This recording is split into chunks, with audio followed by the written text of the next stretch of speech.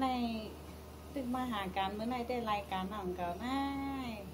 ก็ใครว่าเกี่ยวไรอะไรเก่าน่ายอ๋อเปิ้นได้เปิ้นมาเมืองไทยเขาก็มาเมืองไทยเปิ้นมาอยู่ในร้านนาแสงเขาแต่ไรมาเฮ็ดไทยเฮ็ดสวนอ๋อก้นเฮาเหมือนกัน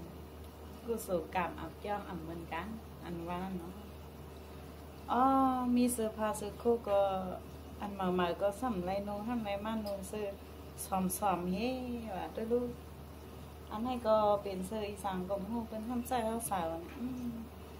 เหตุการณ์เฮ็ดว่ากลับมาในเรื่องนี้มาหาโอ้เบิ่งเฮาแต่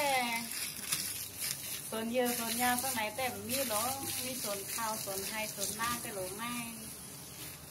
เมืองไทยแน่เนาะต้องเริ่มต้นเย่บนก็ปลูกเยอะปลูกยาไว้เพื่อไหนเมื่อเขาแต่พวกปิดเพื่อไหนแต่ต้องเพื่อนต้องเยอะพวกเป็น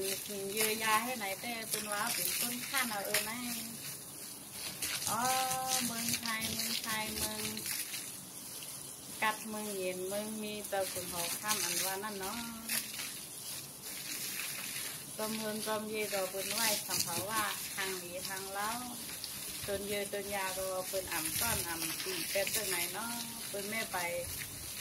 พุดน้ำใส่น้ำอ่อนมันปานเฮอ๋อมาที่กันตัวไหนก็เกี่ยวไว้ก็ให้